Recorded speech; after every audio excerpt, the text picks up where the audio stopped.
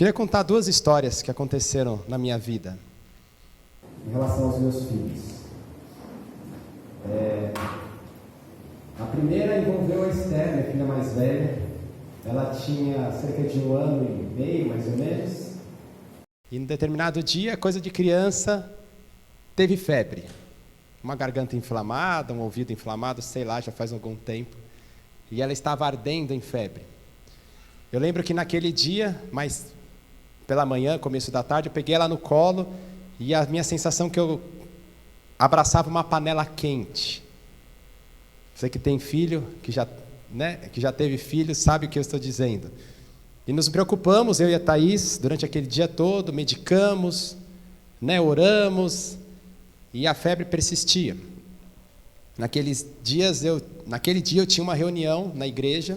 Nós frequentávamos uma igreja bem longe da nossa casa, mas mesmo assim decidi ir até a reunião. E na volta da reunião, pegando a Marginal Tietê, morava em São Paulo, eu voltei orando: Senhor, cura minha filha, Senhor, cura minha filha, Senhor, cura minha filha, faz aquela febre baixar, faz um milagre na vida dela. E orei muito fervorosamente o caminho todo, como talvez poucas vezes na vida orei dirigindo por tanto tempo. Quando eu cheguei em casa, o primeiro lugar que eu fui foi ao quarto dela, e aí eu cheguei lá, pus a mão nela e ela estava fervendo ainda. A Thaís tinha medicado, tinha posto ela na cama, e ela estava fervendo. E naquele momento eu pus a mão nela e falei: Senhor, cura a minha filha, faz essa febre ir embora. E eu me sentia como Jesus, diante da sogra de Pedro, com fé de que aquilo poderia acontecer de fato. E orei, e fui para o meu quarto. Cheguei lá, falei oi para a Thaís, fui ao banheiro, me troquei e fui para a cama. Isso não demorou 3 minutos. Eis que surge no nosso quarto a pequena Esther, de 1 ano e meio, andando com os olhos desse tamanho, abertos, e totalmente curada da febre. Eu não sei se você acredita nisso, não sei se você acredita em milagres nos dias de hoje. Eu creio que, para a glória do Senhor, naquele dia, houve um milagre na minha casa. E esse é uma das maneiras que Deus age nas nossas vidas, através de milagres. Talvez os milagres hoje não sejam tão comuns quanto nos tempos de Eliseu e Elias, ou nos tempos de Jesus. Mas naquele dia, um milagre. Em questão de 1 ou 2 minutos, a temperatura dela baixou cerca de 2 graus, e ela estava curada. É lógico que ela não queria mais dormir depois, Isso já eram 11 horas da noite, e depois a gente ficou provavelmente até 1 hora, 1h30 da manhã, com ela super acordada e disposta para o restante da noite, da madrugada, até que ela acabou dormindo. Passados 10 anos, estávamos já com agora o Joel, nosso 3º filho, com mais ou menos a mesma idade. E qualquer outro dia eu conto a história da filha do meio, Mas o Joel tinha mais ou menos a mesma idade que a Esther naquela outra ocasião. Coisa de criança, uma garganta inflamada, um ouvido inflamado, febre, orações e nada. Durante esses 10 anos, os nossos filhos tiveram várias vezes febres e nós oramos da mesma maneira, com a mesma fé, e Deus não produziu mais milagres na nossa vida. Mas naquele dia, nós levamos o Joel ao médico, foi medicado, tomou antibiótico, e nada melhorava aquela dor de ouvido, nada melhorava aquela febre. E nós ficávamos preocupados, oramos, a igreja começou a orar por ele. E tínhamos amigos na cidade, já não morávamos mais em São Paulo, na região de Limeira agora, e compartilhamos isso com alguns amigos pela manhã. E depois de alguns minutos, esse nosso amigo, que era pastor de uma igreja lá em Limeira, disse o seguinte: Rafael, você pode ficar aqui em Limeira até o começo da tarde? Porque na nossa igreja tem um médico otorrino muito bom, um dos melhores da cidade, e ele pode atender vocês. Ele estava de férias, mas por acaso ele estará no consultório dele nessa tarde. E eu compartilhei o que o Joel está passando, já essa luta há mais de 1 semana, e ele disse que vai atender vocês. Vocês topam? Sim, nós topamos, ok, obrigado. E eu falei para a Thaís: eu não sei como a gente vai pagar. Chegamos lá no consultório à tarde, um consultório chiquérrimo. E pensei: bom, mas nosso filho precisa, vamos lá, a gente paga o que for preciso. E aí o médico nos atendeu, avaliou ele, mudou o remédio, deu remédio para a gente e passou algumas injeções. Quanto é, doutor? Não é nada. Como não é nada? Está tudo certo. Até hoje nós não sabemos se foi uma oferta do médico ou alguém pagou essa consulta. Glória a Deus. O Joel tomou os remédios, tomou as injeções e sarou. Esse é o outro jeito como Deus age nas nossas vidas. É a providência de Deus. O que é a providência de Deus? A providência de Deus é quando Deus, em sua soberania, usa pessoas, usa medicamentos, usa situações para abençoar os seus filhos. Deus, nessa situação, usou o médico, usou um pastor, usou um irmão, usou a oração de uma igreja, né? E usou várias situações para trazer cura ao nosso filho. E nós glorificamos a Deus. A questão é que Deus age por milagres ou pela sua providência. Mas e nós? Reconhecemos o agir de Deus nas nossas vidas? O milagre é fácil de reconhecer. Aquele que não andava, de repente levanta e sai andando. Aquele que não enxergava, de repente está enxergando. Aquele que não ouvia, agora escuta tudo. Mas e a providência? Nós reconhecemos a providência de Deus nas nossas vidas? É disso que nós vamos tratar hoje. Vamos ler isso no livro de Ruth. Eu peço que você abra a sua Bíblia no livro de Ruth.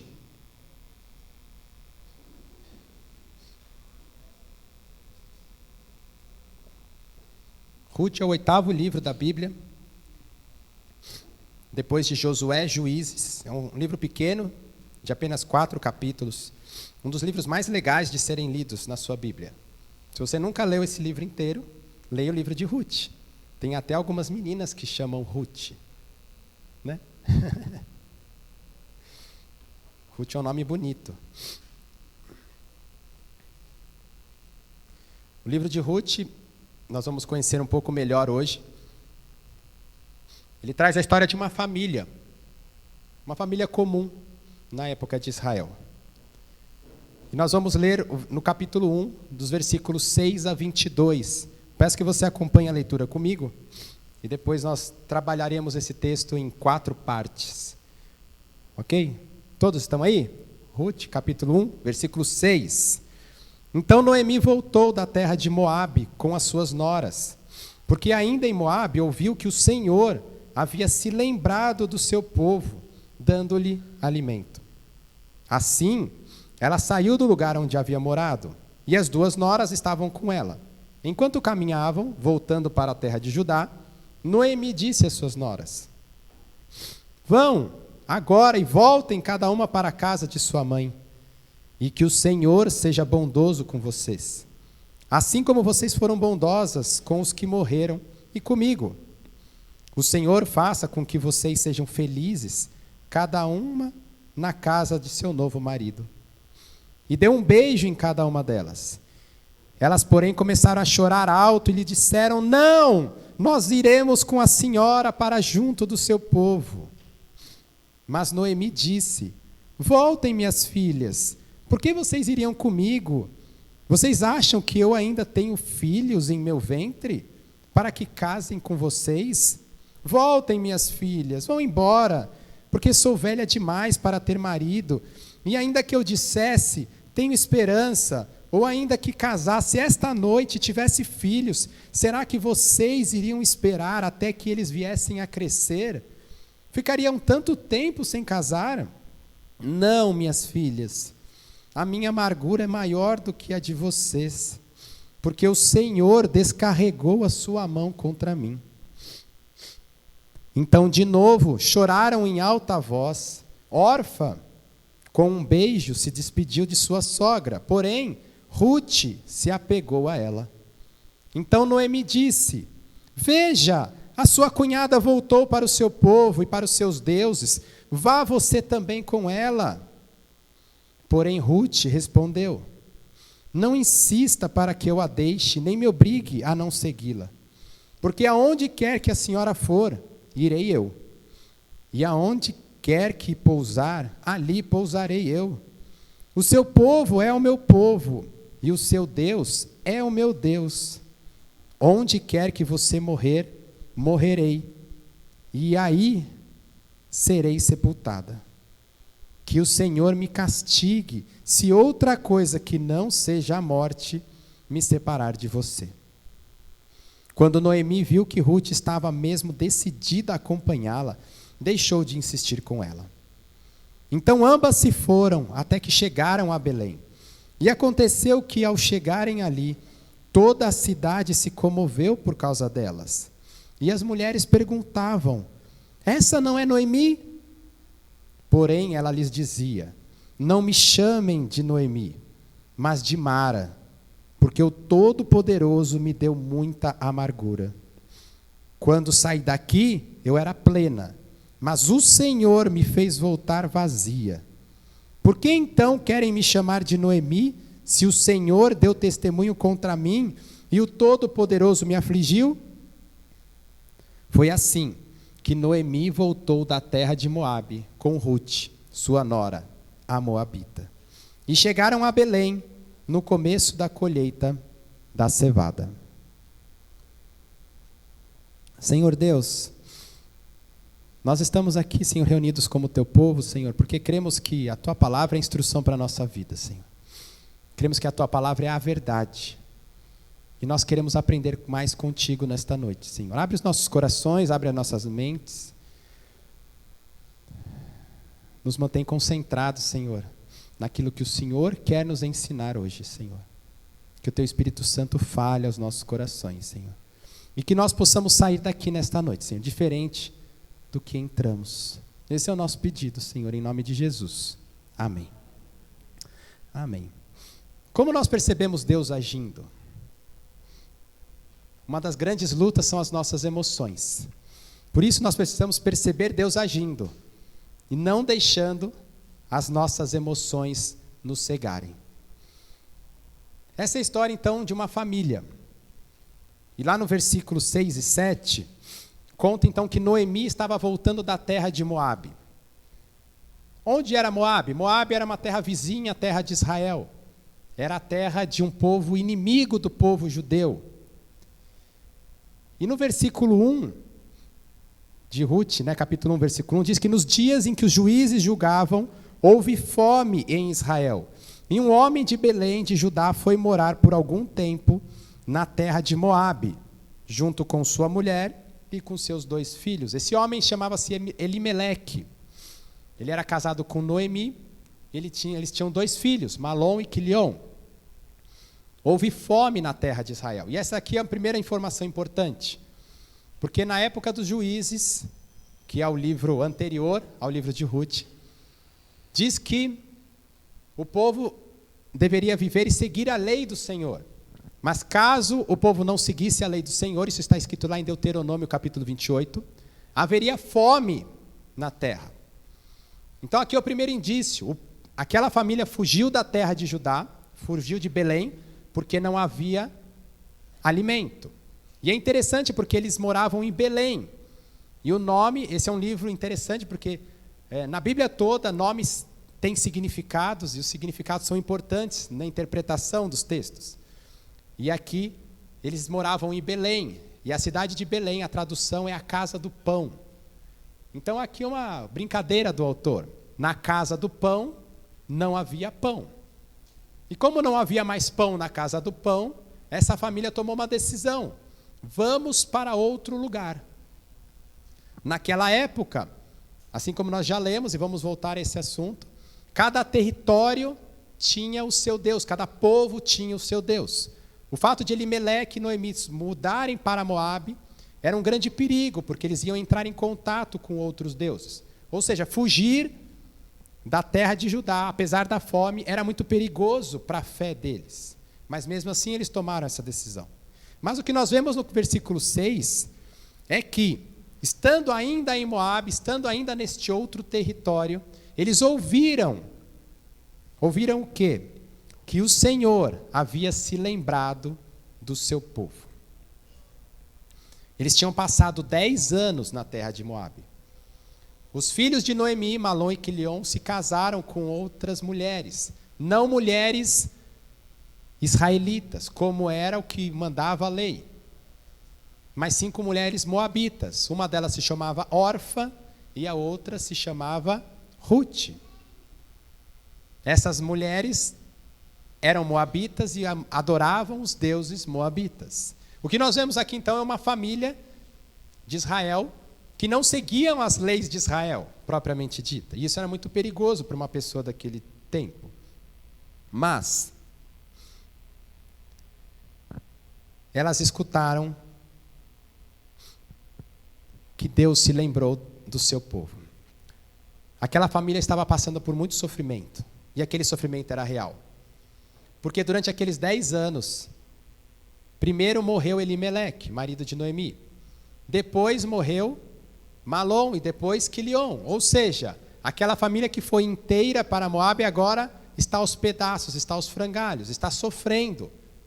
Não mais por falta de alimento, mas por falta dos seus entes queridos. E agora ouvir que, lá em Judá, Deus se lembrou do seu povo, é algo importante, porque agora renova-se a esperança. Agora tem alimento na casa do pão, tem pão na casa do pão, vamos de volta para Judá. É esse agora o plano de Noemi com suas 2 noras. Vamos voltar para a terra. Deus se lembrou de nós. Mas, interessante que no texto aqui, quando nós pegamos o versículo 6 e colocamos o versículo 7 logo embaixo, nós vamos perceber um paralelismo que é algo comum na escrita dos judeus, na época da Bíblia. Deus se lembrou de seu povo, mas Deus não havia esquecido de Noemi. Aliás, Deus pode se esquecer de alguma coisa para que depois ele tenha que se lembrar? Essa é uma das perguntas que fica nesse versículo. Deus nunca se esqueceu do seu povo. Deus apenas estava cumprindo aquilo que ele já tinha dado ao seu povo por meio da lei. E no momento em que Deus se lembra do seu povo, certamente é porque o seu povo tinha se voltado para o seu Deus. E agora era a vez de quem se voltar para o seu Deus? Própria Noemi. Mas como Deus se lembrou do seu povo? Trazendo colheitas novamente. E como Deus se lembrou de Noemi? Visto que Noemi quer voltar para casa, dando coisas boas para ela, dando algumas bênçãos na vida dela. Quem eram as bênçãos? Eram as suas noras. Esse é o paralelismo deste texto. Deus se lembrou do povo e deu comida, Deus se lembrou de Noemi e deu 2 noras. Aqueles que se voltam para a aliança, Deus se volta favoravelmente para eles. É isso que esses 2 textos querem nos mostrar e começam a nos mostrar como Noemi sendo o centro da história, mas como Deus agindo nos bastidores por meio da sua providência, providenciando 2 bênçãos na vida de Noemi. Por muitas vezes o povo de Deus abandona o seu Deus. Por muitas vezes o povo de Deus é disciplinado pelo seu Deus. Mas Deus nunca se esquece do povo da sua aliança. E assim é conosco também. Todos aqueles que estão debaixo da aliança com Cristo Jesus, mesmo que sejam disciplinados em algum momento, Deus nunca se esqueceu de nós. Aliás, cantamos um pouco disso hoje. Que nada pode nos separar do amor de Cristo. Mas nós precisamos estar dispostos a voltar sempre para o braço do nosso Pai. A partir dos versículos 8 até o 18, nós vemos o grande diálogo desse trecho. O diálogo entre Noemi e suas 2 noras. E o que acontece nesse diálogo? Acontecem 3 atos. E nesses 3 atos, Noemi quer a mesma coisa. Ela quer que as suas 2 noras fiquem em Moabe. E ela vai tentar por 3 vezes, usando 3 argumentos diferentes, fazer com que a bênção que Deus deu para ela, fique lá. Na verdade, o que Noemi quer é resistir à bênção de Deus, sem entender e sem discernir que Deus estava abençoando ela, apesar de todo o seu sofrimento. Ela quer empurrar as bênçãos de Deus para longe dela. E como ela faz isso? Nos versículos 9 e 10, ela usa o primeiro argumento, leia comigo novamente.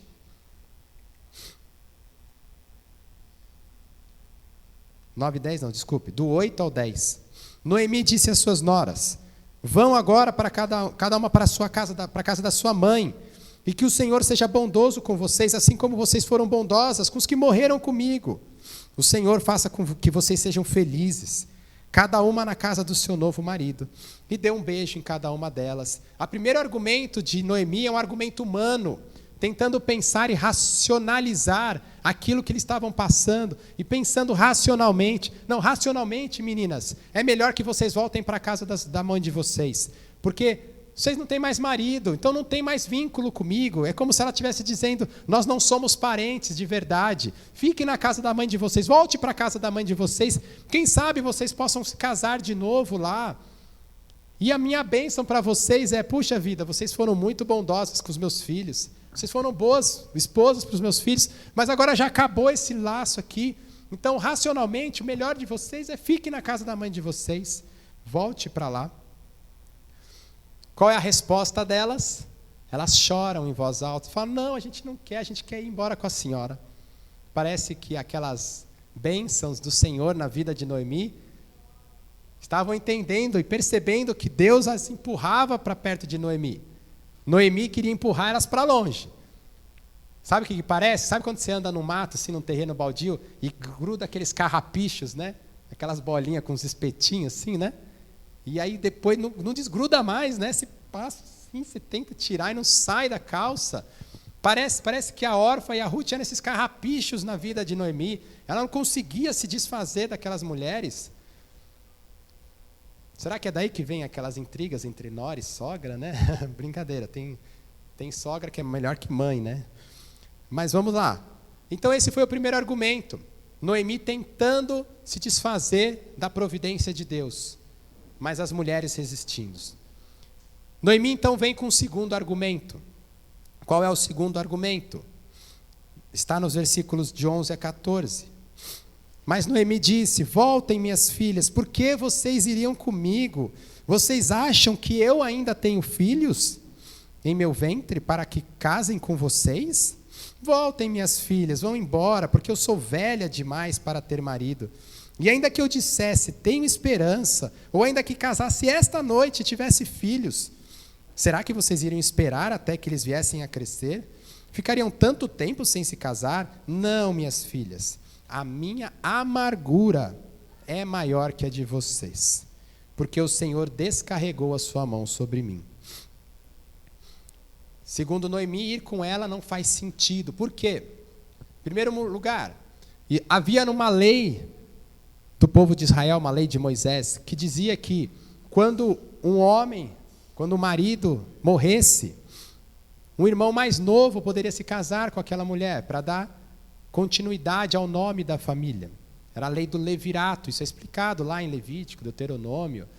Depois os saduceus, fariseus, fazem essa pergunta para Jesus novamente, né, sobre essa lei, era uma lei comum. Então o que Noemi está dizendo é, meninas, eu não tenho mais filhos, eu não tenho como abençoar vocês para o resto da vida, mesmo que eu casasse hoje, eu sou velha, mas mesmo que eu casasse e tivesse um filho daqui 9 meses, vocês vão esperar mais 15, 16 anos para casar com esses meninos? Não faz sentido nenhum. Não faz sentido nenhum. Meninas, voltem para a casa das suas mães. Aliás, e aí o segundo argumento aqui dentro deste passo é, Noemi estava sofrendo. E ela diz que a amargura dela era maior. Ou seja, eu estou sofrendo demais para vocês virem e sofrerem comigo. Noemi não queria que as suas noras sofressem o que ela estava sofrendo. E aqui pela primeira vez no texto ela usa o termo amargura.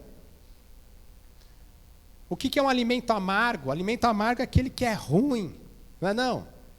Eu fiz uma pesquisa aqui dos principais alimentos amargos da nossa culinária. Veja se você reconhece alguns deles.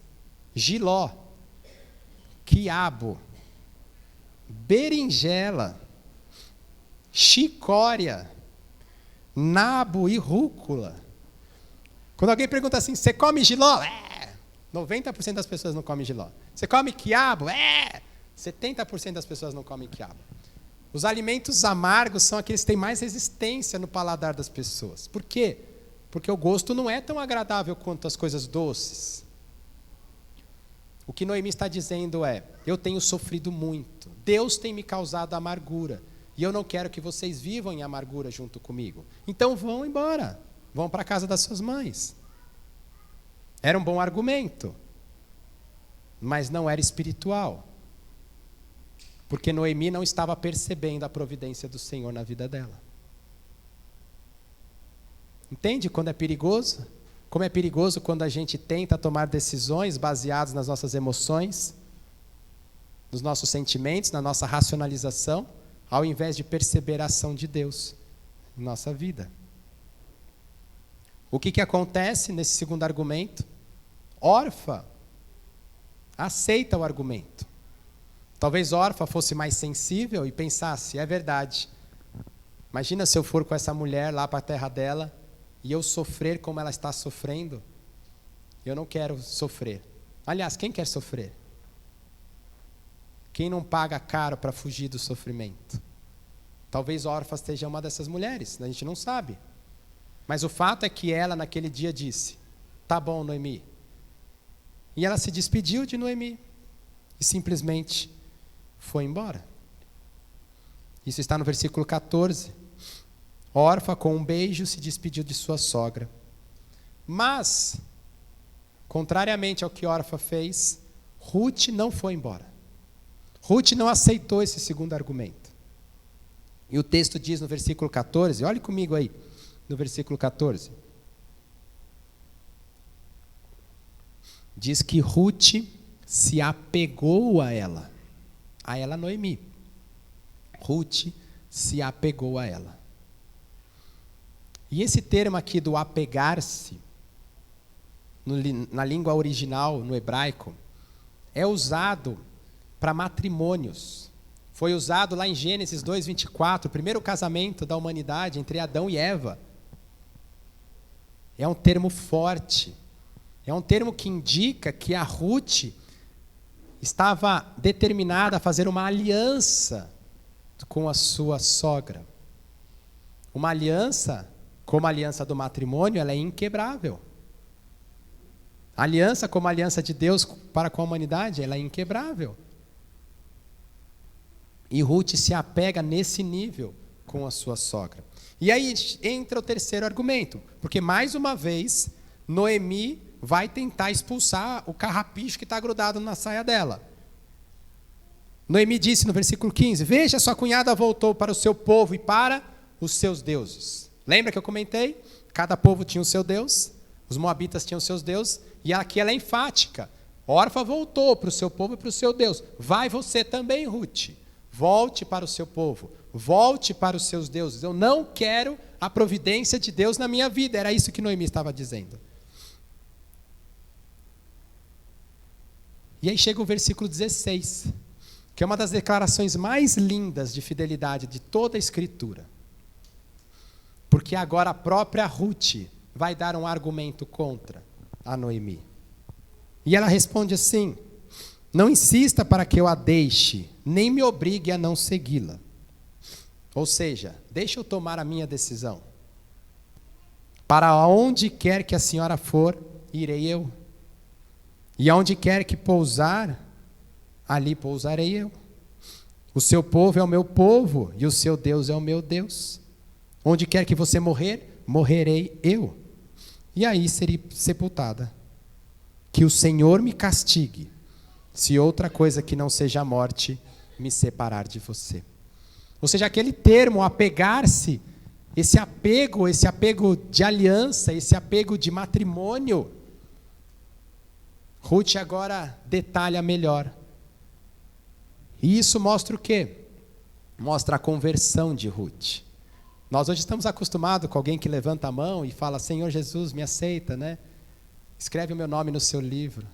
Mas naquela época, abrir mão do seu Deus, da sua nação, para ir para outra nação, mostra sinal de conversão. Isso aconteceu com Raabe, por exemplo. No livro de Josué, capítulo 6.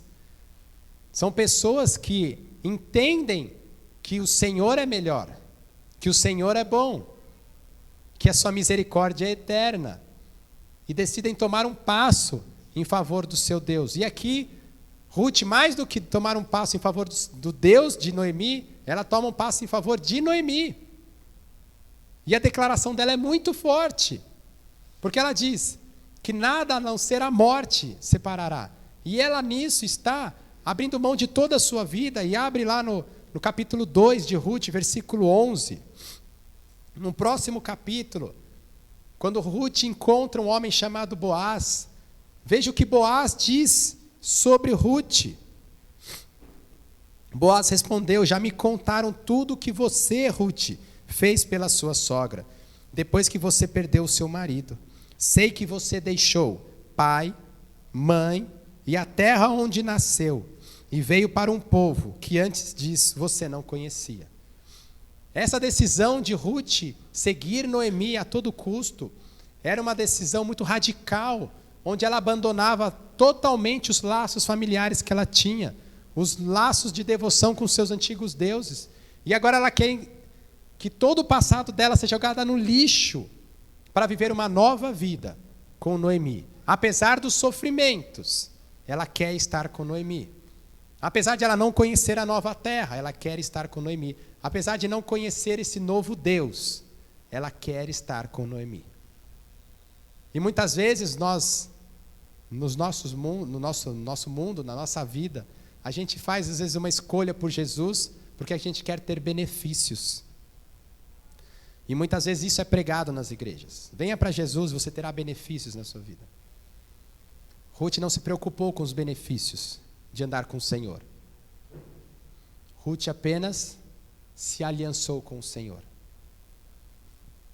E o pacote vem completo. Vem alegrias, restauração, mas também vem os sofrimentos e as dificuldades. Noemi estava disposta, aliás, Ruth estava disposta a viver essa nova vida, junto com Noemi. E talvez cuidar de uma velhinha durante toda a vida. Será que tinha asilo naquela época? Será que hoje nós fazemos o mesmo? Aceitamos cuidar de uma velhinha problemática, amargurada, até a morte? Essa foi a decisão de Ruth. E o que Noemi respondeu? Veja no versículo 18. Quando Noemi viu que Ruth estava mesmo decidida a acompanhá-la, deixou de insistir com ela. Sabe o que Ruth falou? Nada. Ruth fez uma das maiores declarações de fidelidade, lealdade, aliança das Escrituras, e a Noemi não falou nada. Ela só percebeu que não ia conseguir mais convencer a sua nora a ir embora. Isso mostra o tamanho da resistência que Noemi tinha ao agir de Deus na sua vida. Recapitulando, Noemi estava sofrendo, mas Deus não se esqueceu de Noemi. Deus, pela sua providência, permitiu então que agora Noemi tivessem 2 noras para abençoar a sua vida. Mas Noemi não percebeu a providência do Senhor na sua vida. E resistiu, e resistiu, e resistiu. Mas ao fim não conseguiu resistir totalmente. E teve que ir com esse carrapicho de volta para Belém. Ainda não entendendo que Deus estava agindo na sua vida. Escolher viver debaixo da aliança nos custa tudo. E estava custando tudo para Ruth.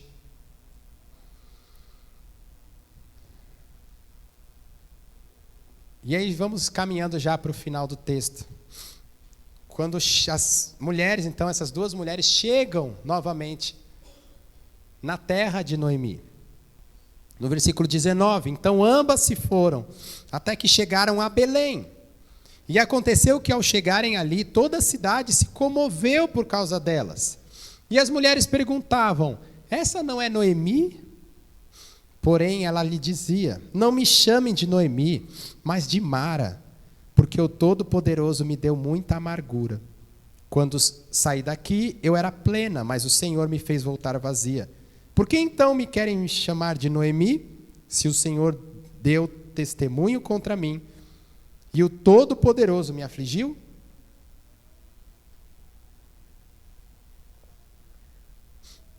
Elas finalmente chegaram na terra. E o primeiro relato sobre a terra diz que o povo se comoveu. O que é se comover? Ficou espantado, ficou entristecido, ficou mexido por dentro, porque a situação daquelas duas mulheres era muito preocupante. Porque naquela época não havia INSS, não havia pensão. Naquela época, o homem trabalhava, plantava, criava gado, colhia e se sustentava com aquilo que plantava ou colhia. As mulheres não eram força de trabalho. As mulheres eram sustentadas pelos maridos.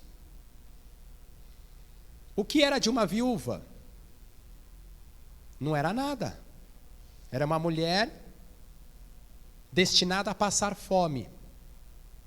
Era uma mulher destinada ao sofrimento. Agora imaginem duas viúvas juntas. O resultado dessa equação não batia. E o povo percebeu isso. Essas mulheres estão em tremendas dificuldades e elas se comoveram. O que nós faremos? O que será dessas mulheres? Você se comove por pessoas em sofrimento? Quando você passa pela rua e vem drogados, vem mulheres que moram na rua com seus filhos pequenos, você se comove com aquelas pessoas? Você se pergunta, o que será dessas pessoas? O que será dessas crianças? É isso que aquele povo estava sentindo, olhando para Noemi e para Ruth. Mas elas começam a se perguntar, essa não é a Noemi? Lembrem-se que já haviam passado 10 anos. Sua aparência mudou em 10 anos? Não me responda. Alguns mudam mais, outros menos. Mas Noemi não estava apenas 10 anos mais velha. Ela estava 10 anos mais velha, mais o sofrimento de ter perdido o marido e 2 filhos. O sofrimento causa marcas na nossa vida. E certamente essas marcas eram visíveis. Talvez o povo tenha tido dificuldade. Será que aquela é mesmo Noemi? Parece a Noemi, nossa, mas ela está acabada. Isso mostra o grau de sofrimento de Noemi. Mas a resposta de Noemi é uma resposta depressiva, autodepreciativa. Não me chamem de Noemi, mas de Mara. Lembra sobre a questão dos nomes? Noemi significa agradável e Mara significa amarga. O que ela responde então para o povo da sua cidade, da sua terra natal? Não me chame mais de mulher agradável, me chame de mulher amarga.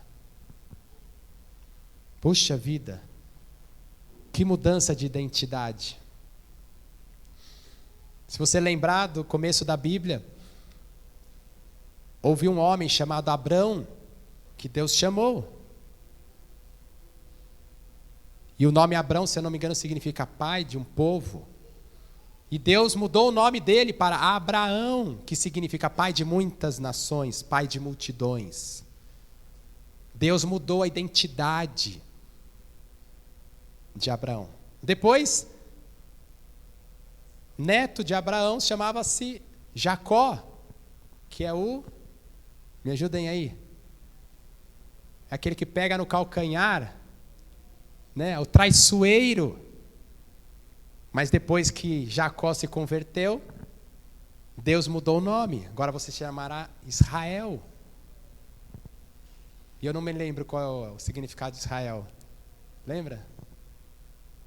Mas é alguma bênção.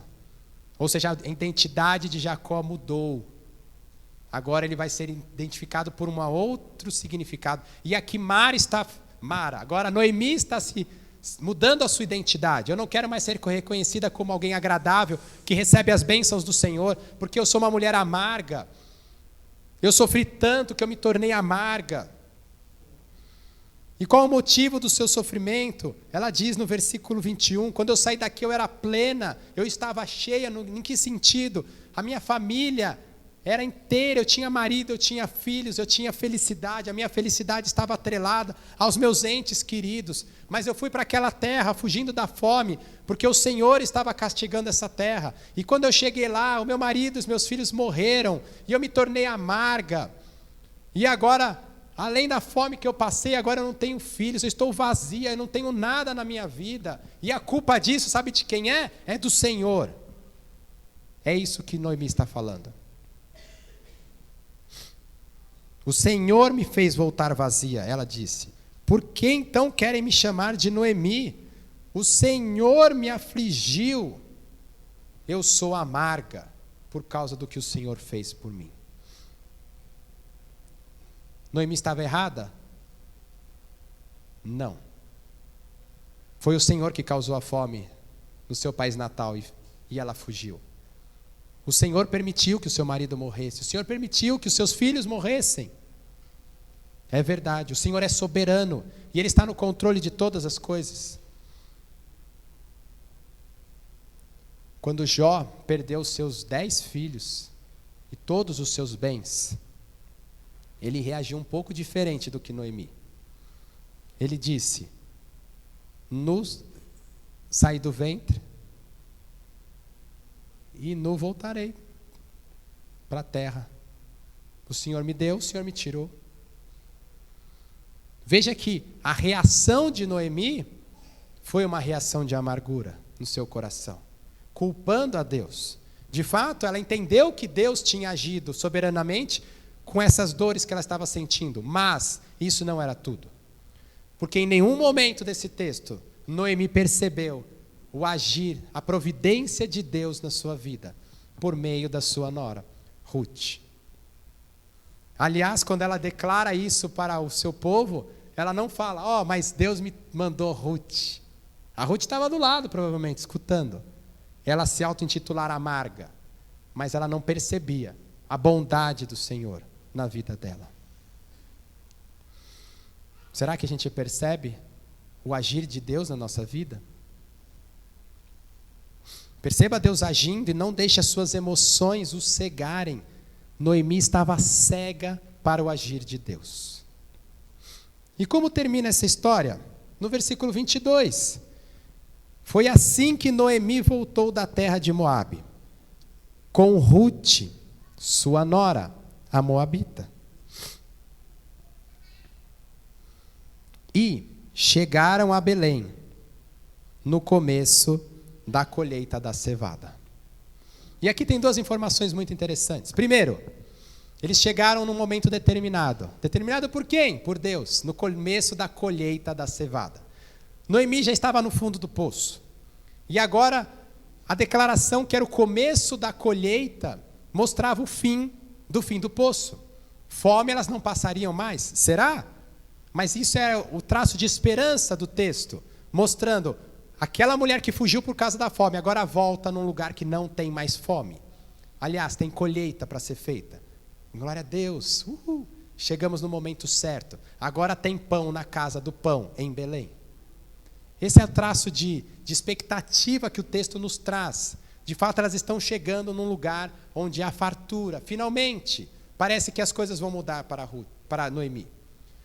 Mas a informação que ela voltou com Ruth, a sua nora, é mais importante ainda. Porque a partir de agora nesse livro de 4 capítulos, os holofotes saem da vida de Noemi e agora se voltam para Ruth. Porque agora o autor vai demonstrar nos próximos 3 capítulos a providência de Deus na vida de Noemi. Porque Noemi, que só conseguia enxergar aquilo de ruim que acontecia na vida dela, aquela mulher que era amarga, que não queria mais ninguém perto dela, que não conseguiria e que estava cega para o agir de Deus na vida dela, agora, por meio de Ruth, vai ter sua vida mudada. E isso é algo espetacular que acontece nesse livro. Porque no capítulo 2, o que acontece? Ruth vai colher e diz que, casualmente, por acaso, será que era por acaso mesmo? Essa tal de Ruth foi parar num campo de um homem chamado Boaz. E esse homem é bondoso. E no primeiro dia de trabalho, entre aspas, porque as viúvas, os estrangeiros, como ela era, a moabita, ela era uma estrangeira, ela não tinha direito nenhum naquela terra. Mas a lei de Deus dizia que quando o dono de um campo fosse colher o campo, ele não poderia colher as beiradas do campo. E aquilo que caísse no chão, aquele que estava colhendo não podia voltar para pegar o que tinha caído. Ele tinha que deixar caído. Para quê? Para os órfãos, para as viúvas, para os estrangeiros poderem não morrer de fome. Então Ruth vai agora para aquele campo de um homem chamado Boaz e começa a colher o que está caído no chão para matar a sua fome e a fome da sua sogra. Mas aquele homem Boaz era um bom homem. A Bíblia diz que aquele era um homem virtuoso. Lembram da mulher virtuosa? Em Provérbios 31, Boaz é chamado de um homem virtuoso agora, porque ele olha com graça para Ruth e diz: mais do que isso, venha comer com os meus servos. Mais do que isso, leve para casa aqui uma cesta básica. E ela levou. A fome já não era mais uma preocupação para Ruth e Noemi. Mas no capítulo 3 as coisas prosseguem. Nesse drama, quase que uma novela mexicana, onde agora descobrem que Boaz não era um homem qualquer, mas era um homem da família de Noemi. E esse homem da família de Noemi poderia fazer aquilo que Noemi disse para Ruth que não poderia fazer. Noemi não poderia gerar um filho para se casar com Ruth, mas Boaz, como era da mesma família, poderia se casar com Ruth e ser o seu resgatador. Agora não mais apenas a fome era um problema, não tinha mais problema de fome, mas agora a viuvez também já não era mais um problema, porque agora Boaz entrou no jogo. E aí vai uma história aqui, uma história ali, até que chega ao final do livro, com Ruth e Boaz se casando. Já estou dando spoiler, mas depois leia na sua casa o livro de Ruth, tá bom? E vá comigo até o capítulo 4. Porque nós estamos vendo o quê? Que a providência de Deus na vida da Noemi era Ruth. Deus não tinha se esquecido do seu povo. Muito pelo contrário, Deus havia se lembrado do seu povo, Deus havia se lembrado de Noemi. E no versículo 14 a 17, capítulo 4, versículos 14 a 17,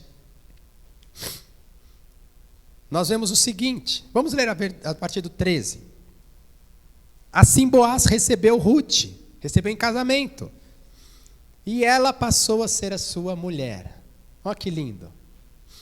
Houve o casamento, final feliz. Ele teve relações com ela, e o Senhor concedeu que ela ficasse grávida e tivesse um filho. Aquela mulher, a Ruth, que decidiu se dedicar à sua sogra, que se decidiu se dedicar ao seu Deus, agora é abençoada duplamente, com o marido e com o filho. Então, versículo 14, as mulheres disseram a Noemi, ué, mas quem casou e teve filho não era Ruth? Mas lembra, as mulheres da cidade que conheciam Noemi, agora vão falar para Noemi. Lembra que Deus estava agindo na vida de Noemi, por meio da providência? Bendito seja o Senhor, que não deixou hoje de lhe dar um neto, que será o seu resgatador. Que o nome dele venha a ser famoso em Israel. Nele você, Noemi, terá renovação de vida e consolo na velhice, pois a sua nora, que ama você, alguém tinha dúvida que Ruth amava Noemi? O deu à luz, e para você ela é melhor do que 7 filhos. Noemi pegou o menino no colo e passou a cuidar dele. E as vizinhas lhe deram o nome, dizendo: nasceu um filho para Noemi. E o chamaram de Obed. Este veio a ser o pai de Jessé, o pai de Davi. Como nós percebemos o agir de Deus nas nossas vidas? Noemi não estava percebendo. Aliás, eu vou contar um detalhe. Noemi não percebeu. Não tem mais nenhuma fala da Noemi. Parece que ela não percebeu que Deus agiu na vida dela. Mas Deus agiu. Deus fez Ruth, a sua nora leal, casar-se, ter um filho, que agora era neto dela. Lembra que ela saiu vazia, saiu cheia, voltou vazia? Agora ela tem o colo que estava vazio, agora está cheio novamente, com um bebê. O seu sofrimento cessou. Diz às mulheres, você será renovada, você terá consolo na velhice. E esse consolo vem de quem? As mulheres percebem. Veio do Senhor. Aquele mesmo Senhor que afligiu você, agora está trazendo consolo para você. É como se elas estivessem pegando Noemi, chacoalhando e falando, Deus não esqueceu de você. Deus está trabalhando na sua vida, Noemi. Faz tempo. Abre os olhos. Percebe o que Deus está fazendo na sua vida. Você não tem mais filho, mas agora você tem um neto. E esse neto é melhor do que se você tivesse 7 filhos. E um detalhe, o número 7 é que é o número da perfeição para o judeu. Se você tivesse filhos perfeitos, esse neto é melhor do que isso. Existe um episódio em Gênesis capítulo 5, onde a linhagem do homem havia ido para o mal, cada vez pior. Mas aí nasceu um homem chamado Noé, um menino chamado Noé, e diz que ele seria um consolo. O nascimento aqui de Obed relembra para o leitor, é como se Noé estivesse nascendo. Esse tal de Obed não é uma criança normal. Esse Obed é o agir de Deus na vida de Noemi, para curá-la, para tirar o seu sofrimento pessoal, mas mais do que isso, para abençoar toda a nação. Porque esse livro foi escrito provavelmente na época que Davi já reinava. E o povo, uma parte do povo tinha resistência contra Davi, porque provavelmente Davi é descendente de um moabita. Mas aqui o texto está dizendo claramente como Deus agiu na vida de Ruth, como Deus agiu na vida de Noemi, e como Deus é que gerou essa nova linhagem de Obed, Jessé, até chegar ao grande, brilhante, maravilhoso rei Davi. O agir de Deus na vida de Noemi não era apenas um agir de Deus na vida de uma pessoa, mas era o agir de Deus na vida da nação de Deus. A nação que Deus escolheu para si estava sendo abençoado pelo nascimento de Obed. E não só apenas a nação israelita estava sendo abençoada, mas nós estávamos sendo abençoados. Por quê? Porque se você for para Mateus, capítulo 1, você vai ver a linhagem de um homem chamado Jesus. Um homem que nasceu como um bebezinho aqui nessa terra. E que veio para trazer salvação, porque é isso que o nome dele significa. E Jesus é descendente, sabe de quem? De Ruth, de Obed, de Jessé, de Davi. E por todos os seus outros descendentes. Até que por meio de José e Maria, nascesse um menino. Que também não veio para trazer apenas a liquidação dos nossos sofrimentos. Porque foi isso que Jesus veio fazer. Pagar o preço do meu e do seu pecado. Mas ele veio também conseguir um novo povo para si. E ele fez isso a partir da sua morte e da sua ressurreição. Então, da mesma maneira que o nascimento do filho de Ruth trazia alívio pessoal e uma nova linhagem para a nação, o nascimento de Jesus veio para nos trazer perdão e um caminho de esperança para a vida eterna. Mas Noemi não percebeu esse agir.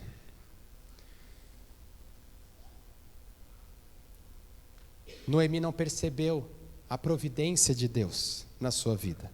E a minha preocupação hoje aqui nessa noite com vocês, irmãos, e a pergunta é, será que nós estamos percebendo o agir de Deus nas nossas vidas? E eu quero ter com vocês aqui nesses últimos momentos 4 grandes desafios para a nossa vida. Para fazer você pensar e para mim fazer pensar. Será que eu tenho percebido o agir de Deus? Ou eu tenho sido cegado por causa daquilo que eu tenho sofrido? Ou eu estou cego por causa das minhas emoções? Primeira aplicação, primeiro desafio é, você tem sofrido? O sofrimento faz parte da nossa vida. Talvez você esteja sofrendo com alguma questão familiar, com alguma questão de doença. Há 2, 3 anos atrás nós tivemos a maldita Covid, que foi um sofrimento mundial e que trouxe sofrimento para muitas famílias. Irmãos, esse sofrimento é real. Abusos, perda de emprego, problemas financeiros, doenças, são assuntos reais e verdadeiros. E nós sofremos isso. Noemi sofreu. E tantas outras pessoas sofreram. E nós não somos imunes ao sofrimento. O sofrimento é real. Mas ele deve ser vivido de maneira adequada. Noemi não aceitou bem o sofrimento. É possível aceitar bem o sofrimento? Não sei, irmãos. Mas Noemi reclamou do sofrimento. Mas a Bíblia vai nos mostrar que é uma maneira de reagir ao sofrimento diferente do que Noemi reagiu. Nós devemos reagir, sabe como? Com lamento, com choro, com contrição, com quebrantamento de coração. Nós devemos chegar a Deus e falar: Senhor, eu estou sofrendo. E eu selecionei aqui 3 versículos para falar de como Deus se lembra do seu povo. Salmo 34, 18. Depois, se alguém quiser essas referências, eu posso dar. Perto está o Senhor dos que têm o coração quebrantado. Ele salva os de espírito oprimido. Salmo 51, 17. Coração quebrantado e contrito, não o desprezarás, ó Deus. Salmo 147, 3. Ele sara os que têm coração quebrantado e trata as feridas deles. Se tem alguém que Deus ouve, é alguém que está sofrendo. Como nós devemos reagir ao sofrimento real da nossa vida? Nos quebrantando diante do Senhor. Nós devemos voltar para o Senhor com o coração quebrado, despedaçado. Pegar os pedaços e os cacos do nosso coração e da nossa vida, ir aos pés da cruz e dizer: Senhor, aqui está o que sobrou de mim. Deus nunca vai desprezar alguém que se lamenta diante dele. Qual é o nosso segundo desafio? Você consegue perceber a providência de Deus na sua vida? Como Deus agiu na vida de Noemi? Através da sua nora. Uma nora desprezada pela sogra. Isso é um fato. Você tem algum parente aqui hoje, do seu lado? Olhe para ele.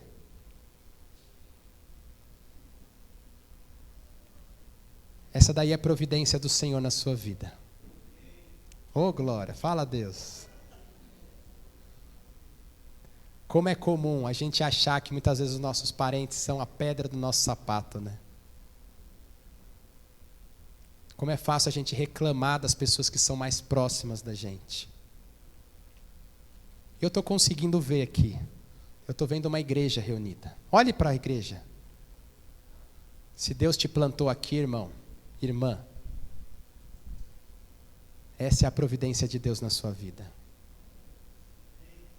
E muitas vezes a gente volta para casa reclamando do irmão da igreja, da irmã da igreja, daquele fulano que não me cumprimentou. Deus age nas nossas vidas por meio das pessoas que são mais próximas da gente.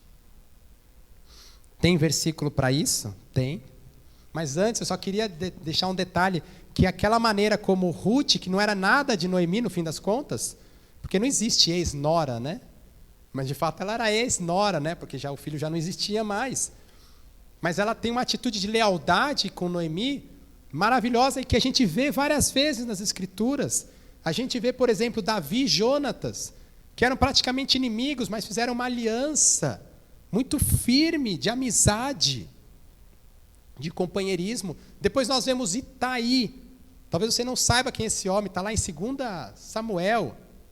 Era um general estrangeiro que Davi tinha, que disse praticamente a mesma coisa do que Ruth falou para Noemi. Eu não deixarei você, Davi. Eu vou te seguir aonde você for e eu vou morrer com você, Davi. Lá no Novo Testamento, Jesus disse, vão embora, vocês não querem ir também, meus discípulos? E Pedro disse, para onde nós iremos, Senhor? Se só tu tens as palavras de vida eterna. Jesus, eu não vou te largar. E depois ele largou, mas depois restaurou. Mas esse tipo de aliança, de lealdade, ela deve ser comum. Em Eclesiastes, capítulo 4, versículos 9 e 10, diz assim, melhor é serem dois do que serem um, porque maior é o pagamento pelo seu trabalho, porque se caírem, um levanta o companheiro, mas ai do que estiver só, pois caindo, não haverá quem o levante. Noemi queria voltar sozinha para a terra dela, mas o Senhor não deixou, porque é melhor estar em dois. Então louve a Deus pelo seu casamento, pela sua família, pela sua igreja, pelos seus amigos verdadeiros. Essa é a providência de Deus na sua vida. Nosso terceiro desafio: como temos lidado com os sofrimentos que a vida nos traz? Eu já citei Jó aqui, mas como Noemi lidou com o sofrimento, com a amargura, com o endurecimento, com mau humor, com murmuração, com reclamação. É assim que você lida com o sofrimento? Ah, irmãos, a gente precisa de mudança. Na minha casa eu sou conhecido como que murmura por pequenas coisas. Às vezes cai uma folha, fico nervoso porque caiu um negócio lá, porque o computador não funciona, porque a impressora não funciona. Eu preciso mudar, irmãos. A gente precisa mudar. A gente precisa lidar diferentemente com os sofrimentos. Porque o sofrimento faz parte da história. Quando nós lidamos como Noemi lidou, com reclamação, com murmuração, com amargura, sabe o que nós estamos dizendo? Eu sou o centro do universo. E isso não poderia acontecer comigo. Essa é uma das atitudes mais orgulhosas que um ser humano pode ter. Muitas vezes a gente se pergunta, por que aconteceu comigo? Meu marido me abandonou, me largou com 2 crianças pequenas, eu sem trabalho, sem formação, o que eu vou fazer da minha vida? Já sei, vou me tornar amarga para o resto da minha vida. O que você está querendo dizer? E a sua pergunta muitas vezes é, por que eu? Por que comigo? Quando a pergunta deveria ser, por que não eu? Poderia acontecer com qualquer um, inclusive comigo. Eu não sou o centro do universo. As coisas não orbitam em torno de mim. Não sou só eu que sofro. Jesus, que é um homem perfeito, sofreu porque eu não posso sofrer. Paulo pregou o evangelho e difundiu o evangelho por toda a terra e sofreu mais do que todos nós vamos sofrer nessa vida. E Tiago, um daqueles que eram perseguidos na igreja primitiva, escreveu o seguinte, na sua epístola, no capítulo 1, versículos de 2 a 4, meus irmãos, tenham por motivo de grande alegria o fato de passarem por várias provações, sofrimento, sabendo que a provação da fé que vocês têm produz perseverança. Ora, a perseverança deve ter ação completa para que vocês sejam perfeitos e íntegros, sem que lhes falte nada. Nossa sociedade vê o sofrimento como um mal, como um problema em que nós não podemos passar por ele. Mas o autor bíblico diz, inspirado pelo Espírito Santo, se você sofrer, você vai ser melhor depois do sofrimento. Como você lida com o sofrimento? Amargurada ou alegre? Eita, esse é um papo difícil, hein? Exige maturidade, exige confiança e fé no Senhor. Mas é isso que a Bíblia nos ensina. E para terminar, irmãos, Deus não age apenas através da providência. Deus age também por meio de milagres. E um dos milagres que aconteceu na história foi o próprio Deus se tornar carne e nascer lá em Belém, na casa do pão, por meio de um nenenzinho chamado Jesus. Esse foi um grande milagre. Foi um milagre tão tremendo que fez uma estrela brilhar no céu. Foi um milagre tão tremendo que fez anjos cantarem numa noite. Foi um milagre tão tremendo que fez sábios virem de centenas, de milhares de quilômetros para visitar e trazer presentes. Jesus é um milagre. Mas não parou por aí, porque depois que ele morreu, ao terceiro dia, houve um dos maiores milagres da história da humanidade. Um morto ressurgiu com um corpo glorificado. E esse mesmo Jesus, que nasceu por meio de um milagre, que ressuscitou por meio de um milagre, ele subiu aos céus, está hoje vivo lá no céu. E a Bíblia diz que todo aquele que nele crer, ainda que morra, viverá. Sabe um milagre que existe ainda nos nossos dias? É um homem pecador como eu receber a vida eterna, receber o perdão dos pecados e poder ter uma vida diferente daqui para a eternidade. Jesus já nasceu na sua vida? Ontem no futebol, na hora do devocional, eu estava falando sobre a ressurreição com aquelas crianças. E essa noite, enquanto eu perdia o sono, Deus me lembrou da pregação e me lembrou da atitude de um menino. E eu quero compartilhar com vocês. Porque enquanto eu falava da ressurreição, eu falei que, repeti essa frase, versículo de João, capítulo 11, que aquele que acredita em Jesus, mesmo que morra, viverá eternamente. E aquele menino, que deve ter seus 10 anos, olhou para mim e falou assim: vai viver para sempre? Aí eu falei assim: a gente vai ressuscitar com Jesus. Aí ele falou: mas depois que a gente ressuscitar, a gente não vai morrer mais? Aí eu falei: a gente vai viver para sempre. Sabe o que ele fez? Ele fez assim, com um sorriso no rosto. Irmãos, esse é o maior milagre. Saber que a gente tem um Jesus que quer viver nas nossas vidas, que quer viver a nossa vida, no nosso lugar. E que quer mudar a história da nossa vida. Porque nós não somos o centro da história. Ele é o centro da história. E Ele pode morar nas nossas vidas. Assim como Ele passou da morte para a vida, assim como Noemi, que estava amarga e agora tinha uma criança no colo,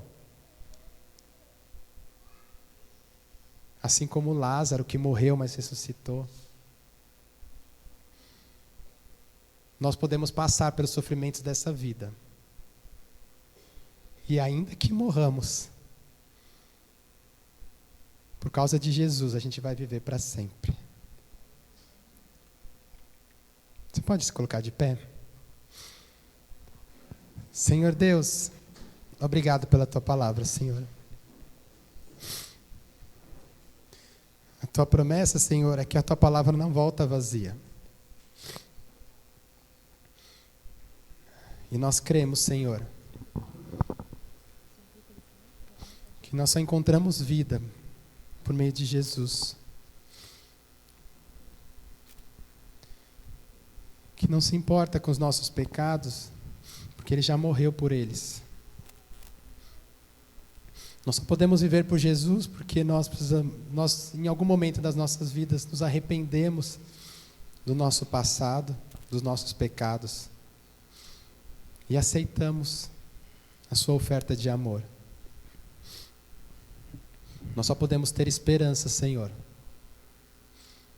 por causa de Jesus. Obrigado, Senhor, porque o Senhor mudou a história da nossa vida. Senhor, eu peço que o Senhor mude a história daqueles que ainda não se entregaram para Jesus. Nessa noite, Senhor, Fala com aqueles que precisam ouvir isso. Obrigado, Senhor, em nome de Jesus. Amém.